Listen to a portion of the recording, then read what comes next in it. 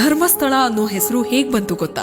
800 ವರ್ಷಗಳ ಹಿಂದೆ ದಕ್ಷಿಣ ಕನ್ನಡದ ಆಗಿನ ಗ್ರಾಮವಾದ ಮಲ್ಲರ್ಮಾಡಿಯಲ್ಲಿ ಧರ್ಮಸ್ಥಳವನ್ನ ಕುಡುಮ ಅಂತ ಕರೀತಾ ಇದ್ರು. ಅಲ್ಲಿಯ ಜೈನ ಮುಖ್ಯಸ್ಥರಾದ ಭೀರ್ಮಣ ಪೆರ್ಗಡೆ ಮತ್ತು ಅವರ ಪತ್ನಿ ಅಮ್ಮು ಬಲ್ಲಾಳ್ತಿ ನೆಲ್ಯಾಡಿ ಬೀಡು ಎಂಬ ಮನೆಯಲ್ಲಿ ವಾಸಿಸುತ್ತಿದ್ದರು. ಪೆರ್ಗಡೆ ಕುಟುಂಬ ಔದಾರ್ಯ ಮತ್ತೆ ಆತಿಥ್ಯಕ್ಕೆ ಹೆಸರುವಾಸಿಯಾಗಿತ್ತು. ಒಂದು ದಿನ ಧರ್ಮದ ರಕ್ಷಕ ದೇವತೆಗಳು ಮಾನವ ರೂಪವನ್ನ ಧರಿಸಿ ಧರ್ಮವನ್ನ ಆಚರಿಸುವ ಮತ್ತು ಮುಂದುವರಿಸಬಹುದಾದ ಮತ್ತು ಪ್ರಚಾರ ಮಾಡಬಹುದಾದ ಸ್ಥಳವನ್ನ ಹುಡುಕ್ತಾ ಪೆರ್ಗಡೆಯವರ ನಿವಾಸಕ್ಕೆ ಬಂದರು. ಪೆರ್ಗಡೆ ಕುಟುಂಬದವರು ಅವರನ್ನ ಸಂಪತ್ತು ಮತ್ತು ಗೌರವದಿಂದ ಆತಿಥ್ಯ ವಹಿಸಿದರು. ಅವರ ಪ್ರಾಮಾಣಿಕತೆ ಮತ್ತೆ ಔದಾರ್ಯದಿಂದ ಸಂತೋಷಗೊಂಡ ಧರ್ಮ ದೈವಗಳು ಆ ರಾತ್ರಿ ಭೀರ್ಮಣ್ಣ ಪೆರ್ಗಡೆಯವರ ಕನಸಿನಲ್ಲಿ ಕಾಣಿಸಿಕೊಂಡರು. ತಮ್ಮ ಭೇಟಿಯ ಉದ್ದೇಶವನ್ನ ಅವರಿಗೆ ವಿವರಿಸಿ ದೈವಗಳ ಪೂಜೆಗಾಗಿ ತಮ್ಮ ಮನೆಯನ್ನ ಖಾಲಿ ಮಾಡಿ ತಮ್ಮ ಜೀವನವನ್ನ ಧರ್ಮ ಪ್ರಚಾರಕ್ಕಾಗಿ ಮುಡಿಪಾಗಿಡಲು ಸೂಚಿಸಿದರು. ಯಾವುದೇ ಪ್ರಶ್ನೆಗಳನ್ನ ಕೇಳದೆ ಪೆರ್ಗಡೆ ಕುಟುಂಬ ತನಗಾಗಿ ಮತ್ತೊಂದು ಮನೆಯನ್ನ ನಿರ್ಮಿಸಿಕೊಂಡು ನೆಲ್ಯಾಡಿ ಬೀಡುವಿನಲ್ಲಿ ದೈವಗಳನ್ನ ಪೂಜಿಸಲು ಪ್ರಾರಂಭಿಸಿದರು. ಇದು ಇಂದಿಗೂ ಮುಂದುವರಿತಾ ಇದೆ.